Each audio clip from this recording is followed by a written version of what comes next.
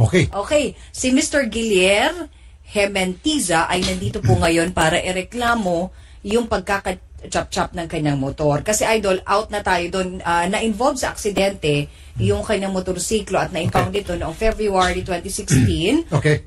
Kaya nga lang, nung tutubusin na ata niya, kukunin niya, ayun, chop-chop niya yung kanyang motorsiklo. Sir Guillier, magandang hapon. Magandang hapon. Guillier ba o Guillier? Guillier po. Sorry po, Guillier. Thank you po. Ito po'y na-impound noong February 2016. Opo, So, February 21, sir. February 21. Opo. So, nung ma-impound ho ito, may picture pa May kayo picture po. na nasa maayos pa ho yung Sa maayos pa po yung kondisyon. kondisyon. Alright. Bali, Pinarga pa nga sa tow Towing truck. truck po. Okay, may picture kayo. Maliwanag. Ngayon, nung tutubusin nyo na, abay, durog-durog na, chop-chop na. Nawala na po ng gulong. Kaya nga po, ano pong sabi sa inyo nung impounding area? Wala daw po doon yung may hawak ng kaso na si Inspector Richard Borbon po. Okay. Ang investigador ay si SP1 po, hindi siya inspector. Andiyan na po si SP1 Richard Borbon. Apo. Investigador. SP1 Borbon. Sir, magandang hapon po, SP1. SP1, magandang hapon po, Sir Richard. Po. Sir, live po tayo sa Radio 5 at sa Action TV. Si Rafi Tulfo po ito. Kasama ko po si Nina Taduran. Sir, yung pong motor ni Mr. Guillier Hermentiza. Alam niyo na po ito, no? Yung 4035 NT, yung plaka. Apo. Bakit po na-chop-chop po ito? Naku, hindi ko maano yan. Kasi yung nagkaroon ng lipat ng mga impound na motor. Dinipat nila sa may Loton, yung bagong, yung parang multi-model na parking nyo doon. Opo. So, Yung mula nun, hindi ko na siya nakita nun eh. Kasi yung gabing yun, dapat kuhaan niya na kasi nga nagkaroon na sila ng usapan ng Koreana ata yung nabangga niya nun. oo nga po, nagkaroon na sila pag-uusap. At hindi niya po kinuha. Tama ho. Ano ba? Dapat to kukunin na niya nung gabi nyo dahil nagkasundo na sila ng Koreano na kabanggaan niya. Tama ho, yun ang sinasabi nyo. Opo. Okay. So, hindi niya po nakuha and for the meantime, nandun na ho muna sa inyong impounding area. Tama ho. Hindi, nandun lang, yung nag-imbestiga pa dyan, nandun lang sa may opisina namin. Nasa opisina nyo lang, okay. Di lalong Kasi nga yung- gumaganda. Nasa opisina nyo lang. So, paano hong nangyari, ito po ay na-chop-chop. Samantalang ito po ay nasa opisina nyo lang pala. Hindi lipat niya po sir sa multi-model na impounding kasi nagkaroon ng memo na pinaalis na yung mga impounded na mga motor vehicles sa opisina namin. Bakit po nagkaroon ng memo? Saan po nanggaling yung memo? Doon sa opisina ng traffic po. Bakit nga po? Bakit po ililipat sa impound sa another area? Samantalang kayo naman po ang nag-impound and responsibility niyo po yung pag-keep noong pong motor. Hindi hindi ko naman kontrolado yung bali sa opisina ko galing yun. Yung pagpasok ko ulit nung susunod Hindi, na maski araw. na, sir. Sir, kasi in-impound niyo po itong motor. Okay. So, it's your responsibility habang nasa kustodiya po ninyo itong motor, responsibilidad niyo po ito na siguraduhin na ito po ay nasa maayos na kalagayan.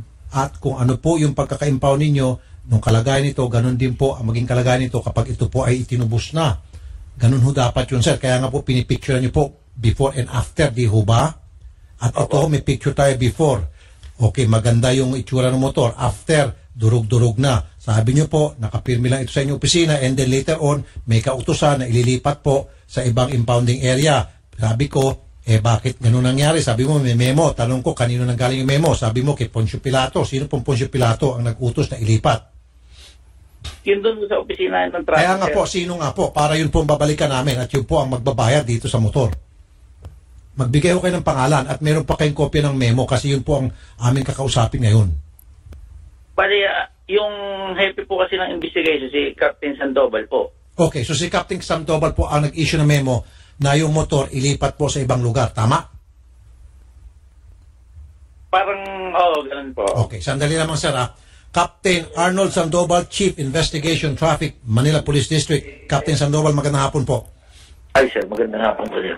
Sir, totoo ba na kayo pong may utos pamagitan po ng isang memo na i-transfer po yung pong naka-impound na motor? Ang action ko po doon sir, i-call ko yung attention ng chief security tsaka yung mga security involved doon po sa bago namin impounding section Opo. para po masagot po yung paano, may paliwanag nila paano nawala po yung, Okay. yung Yeah. mga Pero sir, bakit niyo po pinatransfer, sir? Curious lang kasi po po kami. yung pong pinatransfer po yung para isahang nirequest po namin yung para maging ma-secure yung Para ma-secure. So, ang purpose nun is to secure the motorcycle. Opo.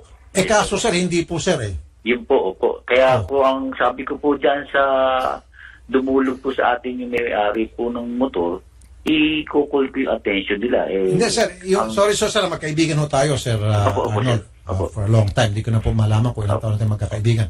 Pero kayo po ang nag-utos na i-transfer yung motor sa ibang lugar para ma-secure ka nyo. Hindi ho ganun na nangyari. Nung i-transfer nyo po, dahil kayo po may utos, sumunod po yung mga tao ninyo, tinasper nga talaga. Pagdating dun sa pinag-transferan, chinap-check po yung motor. So, kayo hong may responsibilidad ngayon dito sa motor. Aware po ako dun, sir. Okay, so sir, dapat sir, kayo rin po ang gagawa ng paraan na mapalitan po itong motor. Hingin ko muna po yun paano, sir, yung mga responsableng I know, sir. natin. I know, sir. Kahit nabugbugin mo yan, paluin mo yan ng palu-palo yung mga ulo niyan. Wala akong Sir. pakialam. Opo, Ang saan pakialam ko lang dito, sir, boss, chief. Maibalik, sir, yung Opo, sir. nawawala. Pwede ho ba, Opo, my sir. friend? Sige Pwede. po, opo, sir. Gagawa ko po na ano yan. Ayan. Sir. Kung ganun palakpakan mo nga si Captain na Sandoval, talagang kahit kailan maasahan talaga. Tingnan pa. Sige po, sir. Opo, sir. Pupunta po dyan si Sir Guillier para pag-usapan niyo lang po kung paano mapalitan yung motor. Ano po? Yes, sir. Yes, sir. Mabuhay ho kayo, Captain Arnold. Yes, sir. sir. Thank you, sir. Thank you, God sir. bless po, Captain. Thank you po. Yes, sir. Salamat na lang po sa inyo, SP1 Bourbon, sir. Magandang hapon po, SP1. Sir. Thank you po. So, sir, sasamahan ho kayo ni Jana kay Captain Sandoval. Yes, sir. Pag-usapan niyo na po kung paano mapalitan itong motor ninyo. Okay, sir? Salamat po, sir. Yes, sir. Na ano lang ako eh. Walang problema, sir. Sige, sir. Bukas na bukas, sasamahan kayo dun sa NPD. Okay, sir? Thank you po, sir. Sumbong at aksyon sa Wanted sa radyo. Itawag ang inyong mga sumbong at reklamo sa 090887 Tulfo o magsadya sa Radyo 5 Lunes hanggang Biyernes mula alas 9 ng umaga hanggang alas 2 ng hapon. Wanted sa radyo sa Radyo 5 92.3 News FM. Buti nga sa kanya, idol, na picturean niya eh.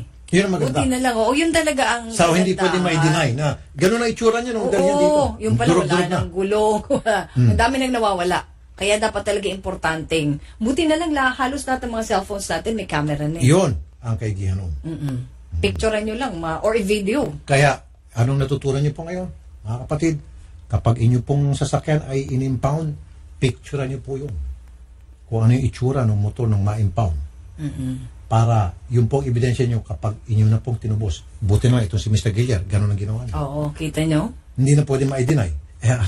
Anong durog-durog, chap-chap, ito yung itsura niya, no? Nung Oo. in-impound niyo, maayos. Sige. Kompletong-kompleto Kompleto. pa. Oo. Be sure to come back. Use 5 everywhere. Copyright 2016.